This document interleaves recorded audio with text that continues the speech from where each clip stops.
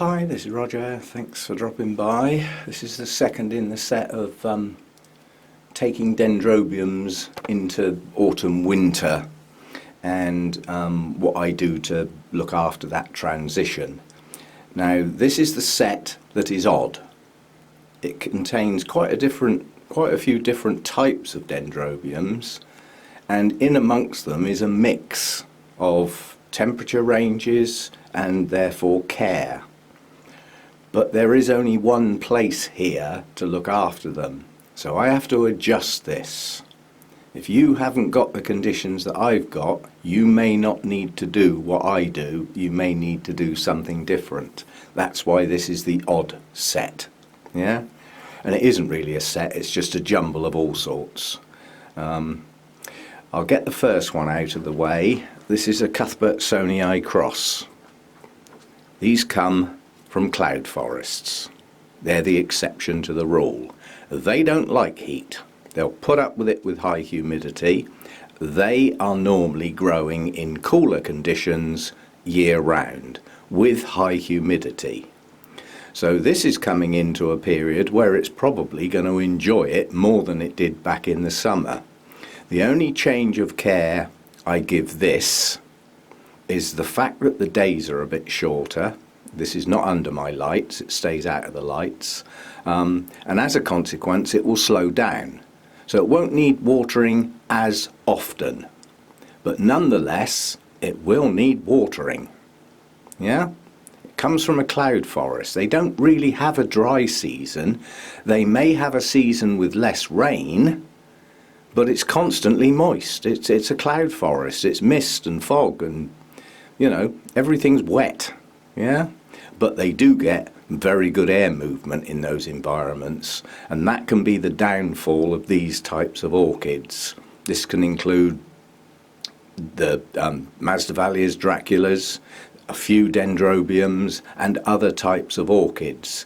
If they come from cloud forests, they're used to high humidity, but it doesn't sit on the plants. The air moves, and therein lies probably the most important factor about their care, is keep that air moving.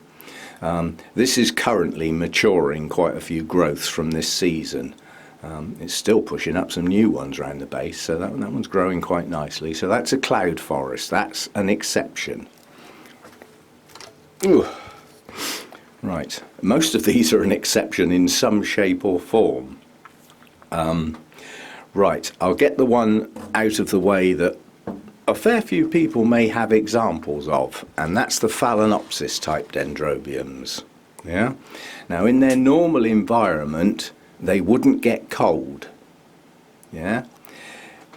I would class them as potentially continuous growers in their normal environment. They would get a cooler winter, but it doesn't get that cold.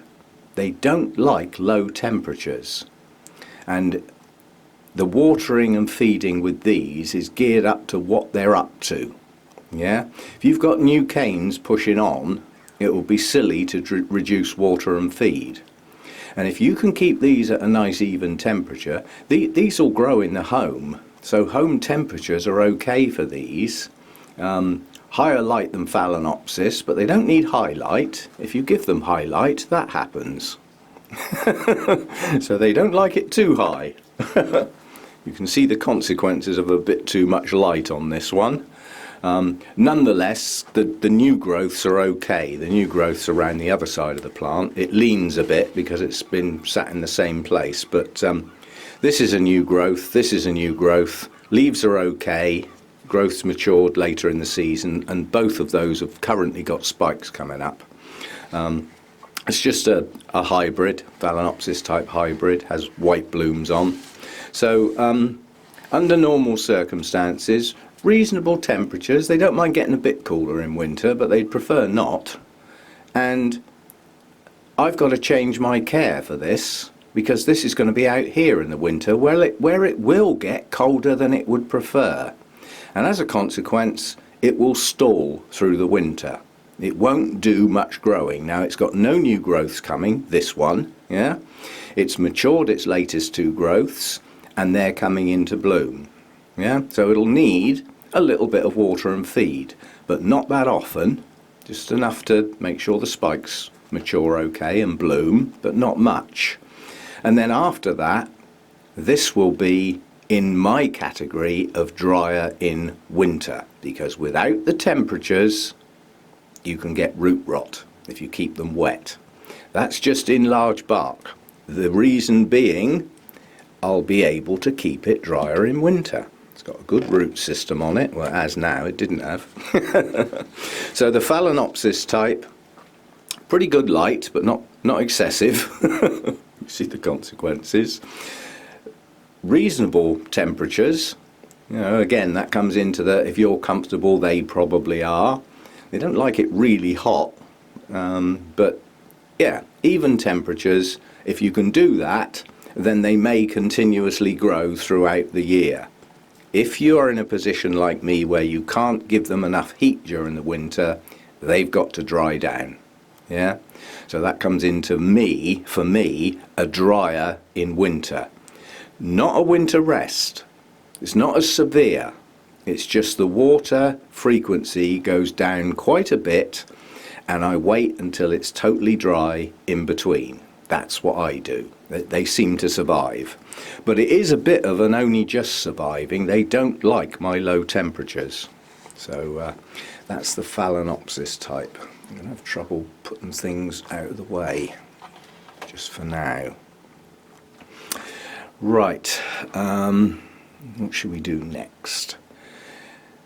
Let's do another oddity. I doubt if many people have got this one, or have even possibly heard of it. But I got it because I like the blooms, although it doesn't do it very often. This is Dendrobium fleckeri. This is an Australian one. And it comes from rainforests, but it comes from quite high up. It's classed as a cool grower. Yeah? And where it comes from, two distinct seasons, a wet one and a dry one. So this is drier in winter, but this one will enjoy my low temperatures because it's a cool grower. It comes from quite high up. So it's not subjected to excessive heat, ever. So this one doesn't like my summer, but it'll enjoy my winters. The latest cane on that is the one sticking up to the right, which is quite a bit longer than any others it's produced. I nearly lost it. I had a bad attack of scale that took out several new growths at the base. But since then it's pushed on. It's grown a nice little root system. Excuse me.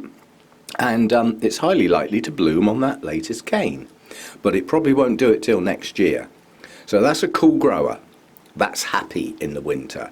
However, it's finished growing for the year. So how much water and feed does that need? Not a lot. But it doesn't get stopped. It doesn't get a full winter rest. It's just a drier in winter, in this case because it's not growing. If it was, it wouldn't be kept as dry. It's at plant level. You've got to look at individual plants.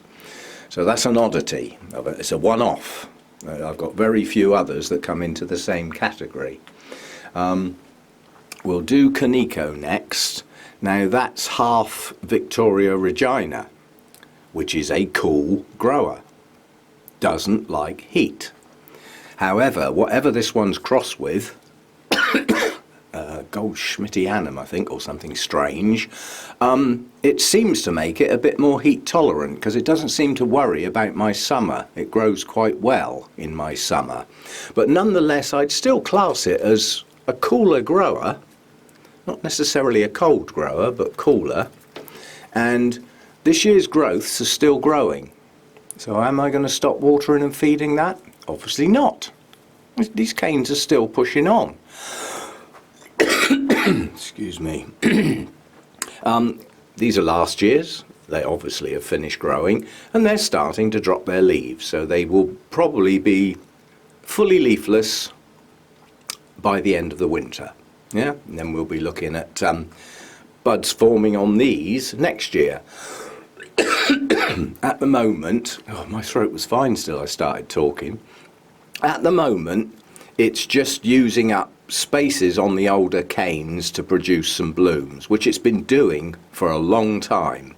But I think it's getting a bit thin on the ground on these older canes now. I think they've probably been exhausted of the places they can bloom. So I'm going to get a gap. When these finish blooming, this one is probably going to not bloom again for some time. It's going to have to wait for these canes to become deciduous and become older canes.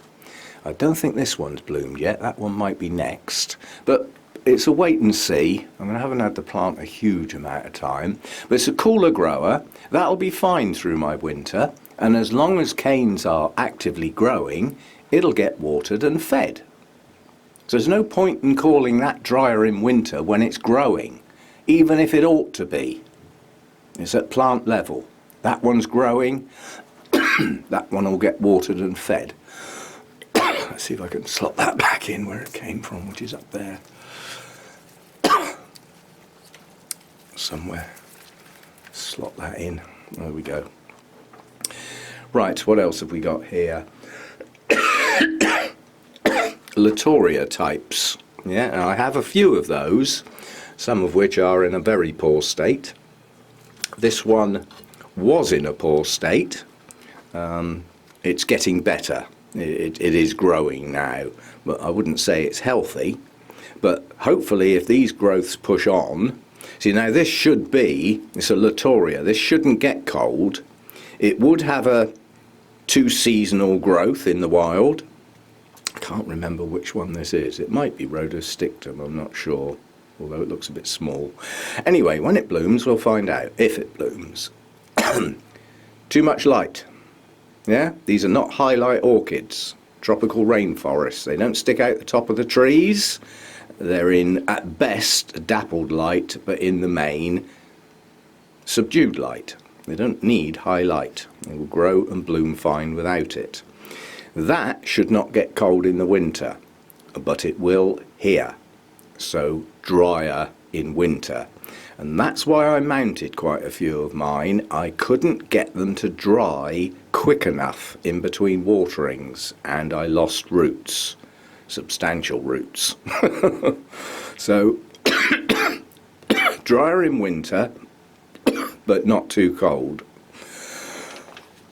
Let's try a mouthful of coffee. I was fine till I started talking. See if that will do the job. Now this is another Latoria that I'm taking a risk with because I'm leaving it in its pot. Mainly because it was a larger one. This one's coming into bloom. So latest growths are now blooming. This cane has already bloomed once out of the apex. Now it's doing it again. And quite a few of the Latoria types do that. They will also bloom lower down, from nodes just below the top two leaves. Sometimes even lower than that if they're vigorous. But they will spike twice from the apex, possibly even more. I've only ever had two. That cane hasn't bloomed before. This is its first spike, so that's the best latest growth, shall we say. That's Dendrobium alexandriae. So a species Latoria should not get cold in winter, but because it will get cold in winter, it'll have to be classed as drier in winter, and quite a bit drier in winter in this case because it's in a pot. I think we got a pot full of roots there. So being in such a small pot with such a good root system, it's going to dry reasonably quickly anyway, but it's not growing. There's no new growths. So it's finished growing. It's in a semi-dormant state, in as much as if it wasn't for blooming, it would be doing nothing. But the fact that it's pushing up buds, it's going to need some water and feed. And it's not going to like the low temperatures that are starting now. But it'll survive. My Latorias have not had trouble in the winter, except for being too wet when it's cold. That was me. You know, that just shouldn't happen. So that's that set. I'll put these these couple to one side because they're oddities again. Over here is a couple of examples of the black hair type. Yeah? And to all intents and purposes, they can be treated the same as the Latoria types. They don't like to get cold. But they do come from those two seasons parts of the world where they get a wet growing season and a drier season. But that drier season isn't cold. Yeah, it's a tropical rainforest type thing. But you need to get down to individual plant level with these, because in amongst the black hair type are some variables, and there are some cooler growers amongst them and some warmer growers amongst them. Yeah, there's some that come from higher up, which would be a cooler grower. So you've got to be a little bit careful attempting to generalize with these. Again, in the main, they shouldn't get cold in winter. And the ones that I've got don't like getting cold in winter. They do become deciduous after a few years. The Latoria types and the phalaenopsis types do eventually become deciduous, but they should be holding their leaves for quite a few years before they dump them and become leafless canes. And I've even had a spike on a Latoria on a leafless cane. Yeah? So again, don't rush to cut off canes just because they haven't got any leaves left. They're still part of the plant. Now these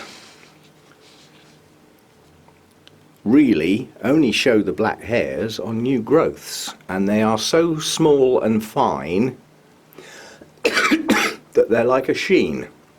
They're very difficult to see. If you get a magnifying glass, you can see there's thousands and thousands of little tiny black hairs. Now this cane here is still growing. This other new growth it pushed up didn't mature. It didn't fully grow, and it's finished growing. But nonetheless, I have an actively growing cane. Because it's getting colder now, that is going to finish growing soon, and it may not get to its full potential because of the time of year. Now, if I had reasonable temperatures, it would carry on growing and reach its full potential. But because it's now getting colder, it's probably going to slow down early. But nonetheless, at the moment, it's still growing. Yeah. And then there's this one, which is another example, which is difficult to even see the black hairs at all on this one. They are so fine.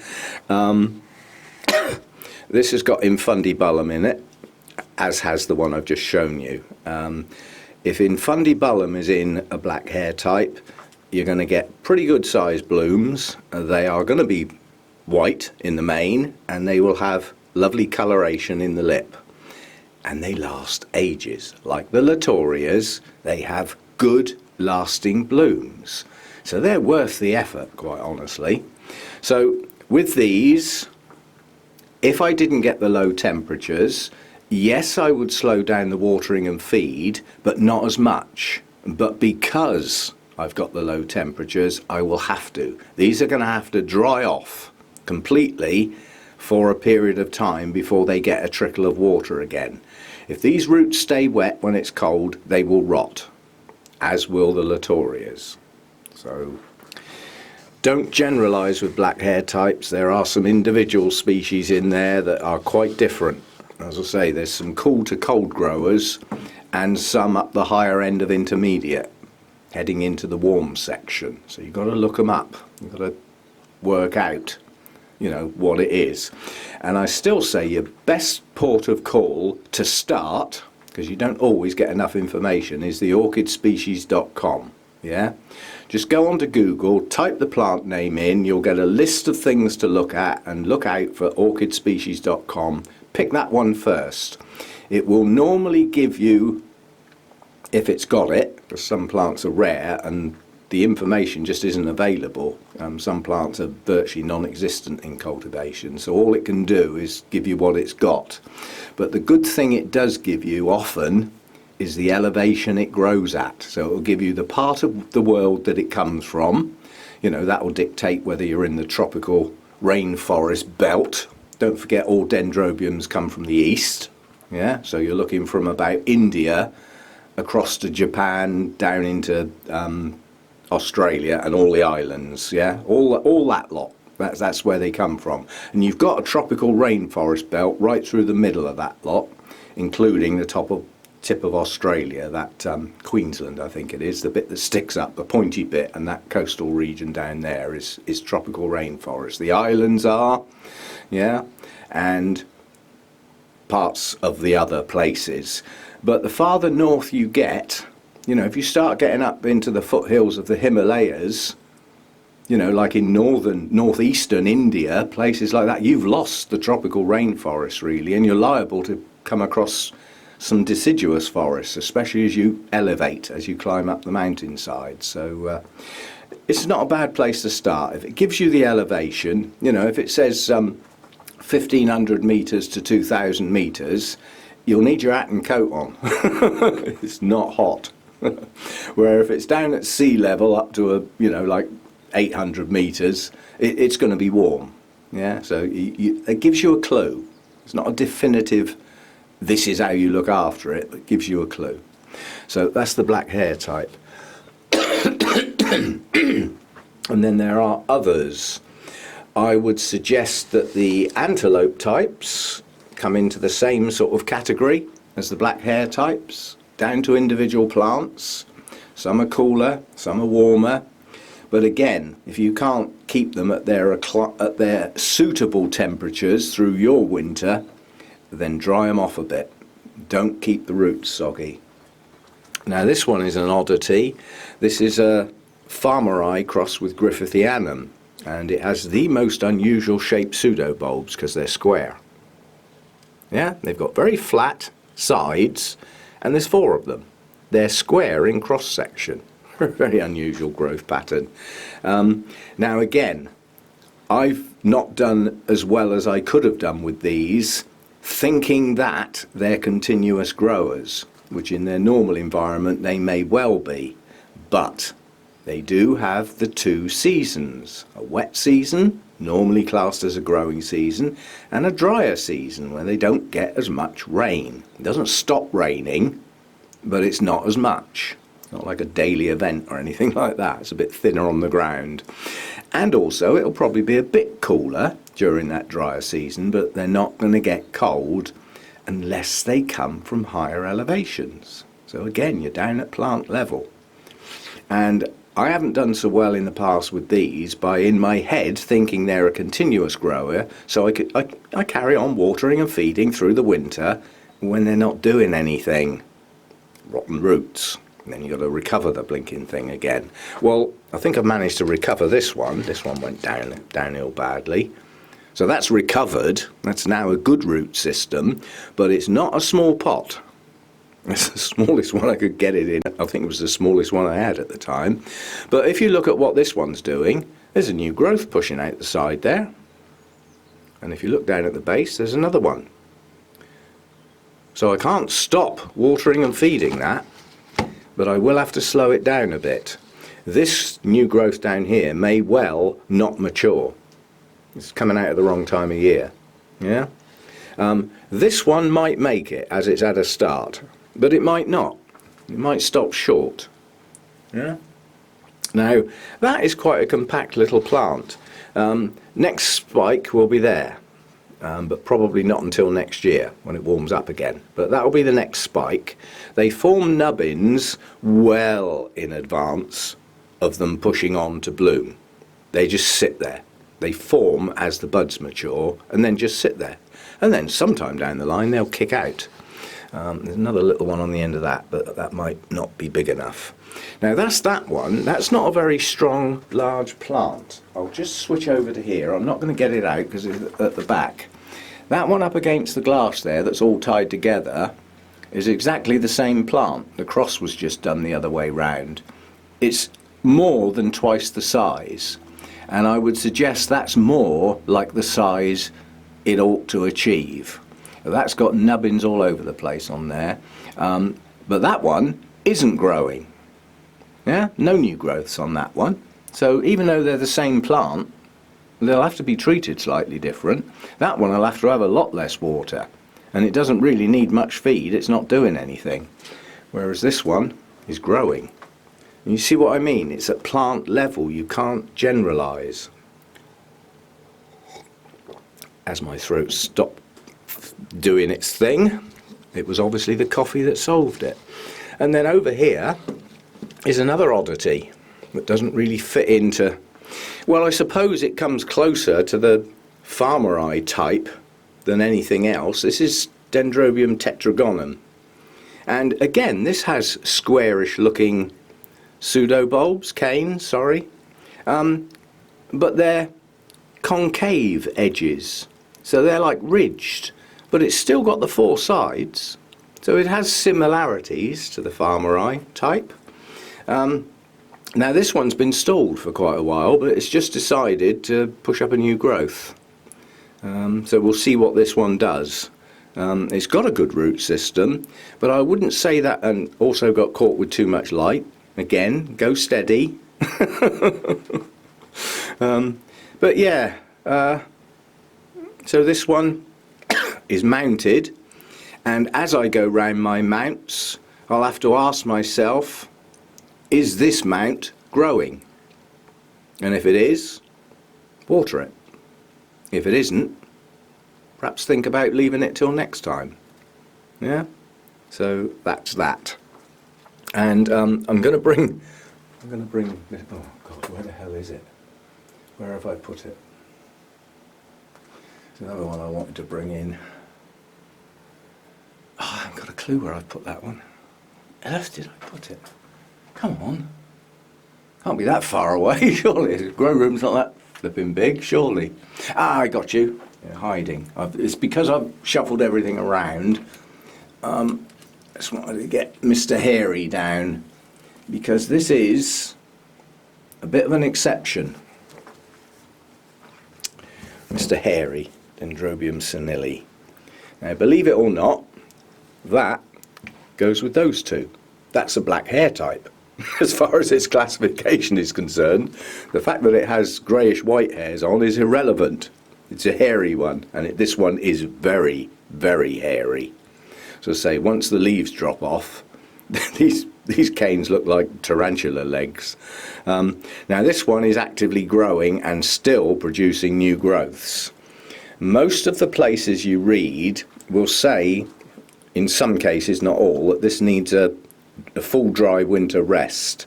And other places it will come into the drier in winter category. I don't believe this needs a full rest, and I think it's possible the plant could suffer if it was given one. Depends how low your temperatures get, probably. If your temperatures get quite low, you know, down like 10 degrees or possibly even a bit less, then yes, it may need that rest because it's been forced into it. However, I don't go down that low. And I've got a plant here that's starting new growths. If you look down there at the base, there's a new growth coming out there. There's another one at the top there I saw, there on the end of my thumb. So this is in active growth. Now some of the canes on here have finished growing, but there are some still growing. But if I keep this wet in the winter, the roots will rot. It won't mind the cooler temperatures, but this one never likes soggy roots, ever. Even when it's in full flood, it still likes to dry properly in between. So it's an oddity. Yes, it goes with those, black hair type, but whereas those are not classed as needing a winter rest, just drier in winter depending on your temperatures, this one's halfway between the two. So it does need to dry reasonably quickly in the lower temperatures, which it will do. It's on a mount. It's been on there a while. Might have to come off soon. But it's halfway between a full winter rest and a drier in winter. So it's a bit more drier in winter, I suppose is the only thing I can say. These are, I've spoken to a lot of people that have attempted to grow this and failed miserably. Quite a lot of people I know have tried and failed, and they've just lost their plants. And I suspect it's just keeping them too wet. They just don't like soggy roots, not even in the summer. They don't like it. So that one's another oddity, even though it sits with the black hair type. So that's more about the oddities, the ones where I have to stop and think about the individual plants. You can't truly define what to do with it by its Dendrobium section, for instance, black hair type, Latoria type, yeah? No, they have got posh names, but you know, the phalaenopsis type. Although they sound like a set, you've still got to look at the individual plant as you go into winter. Now, if you don't get the cool temperatures in the winter, you've got to think totally differently. But you still need to think, is my plant growing? That comes into it. Yeah? So that's that set. And it's the biggest set because it's basically everything that isn't a winter rester and isn't a nobile. And I did the nobiles separate because they're probably the most popular Dendrobiums. That's why they got their own little video. And they are, in the main, hybrids. If you've got the species, think again. That's different. But if you've got the nobile type hybrids, they're not true winter resters. They can be if you want, and if you've got low temperatures, perhaps they ought to be. But they will do without it. So for me, they get put in the drier in winter set, not in the true resters. So that's those. I haven't covered every single Dendrobium I've got. I haven't got time. And the next one that I do in this little set will be the true winter resters. Yeah? And we'll have a look at those. This is where we start getting into the giant category. I mean, if you're talking about giants, if you look at this one here, now this, believe it or not, is a cool grower. It's classed as a cooler grower. This is Dendrobium chryseum. Cooler grower. Drier in winter. Not full winter rest, drier in winter. But it's a cooler grower. That's going to be happy in the winter. And obviously it wasn't happy in the summer, was it? That's this year's growth. That's a cool grower in a warm environment. So you still have to take all this stuff with a pinch of salt. That grew like hell this summer. Unstoppable. Massive amount of growth for a single season. Absolute massive amount of growth. And it's still growing. Yeah, that's last year's growth down there. But just bear in mind, last year's growth didn't have a decent root system to help it. This year it has. So there'll always be exceptions. A cool grower growing like a weed in a warmer environment. But now it's coming into its happy time, where its temperatures will be more like what it ought to be getting. I'd like to see some blooms on that next year. If it's going to bloom, it's highly likely to do it here on the previous year's growth, which will be like, when we get into next year, this will be 2-year-old canes.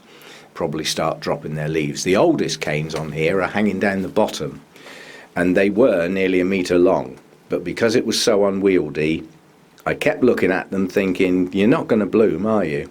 So I cut them, just for handling purposes, because it was just so unwieldy. Kept knocking stuff over every time I touched it. So we may get some blooms on there next year. Okay, so that's a look at some of the other Dendrobium types. And as I say, next time we come back in this little set, whenever it will be, we'll have a look at the winter resters, see if they've actually finished growing yet, or whether they're still struggling to push out another couple of leaves. They will finish at different times. I know some have already finished, so they're virtually out of the watering cycle now. They just get done every couple of frequencies, so they've already had their feed stopped and their water reduced down. So we'll see how we go. And this is being filmed on Thursday. It will be posted on Friday if you're still with me. And this weekend you're probably not going to get any videos. I've got a show on Saturday and a travel day. I've got to pick up my daughter early in the day and then go to the show, and then my two sons around for Saturday evening because it's my birthday on Saturday. Yeah. That's good planning, isn't it? They could have moved that show to a different day, Ugh. So I've got people around on Saturday. My daughter's down for the weekend, so I doubt if the Sunday chat will be done. And on Monday, my daughter's got a hospital appointment, so she's stopping over so that I can take her to Bristol for a hospital appointment because her mum can't do it. Her mum lives much closer to where she does. So I'll have another travel day on Monday. So there's going to be a gap, basically. It's highly unlikely I'll be able to do much until we get out into next week. So until then, see you next time. Bye for now.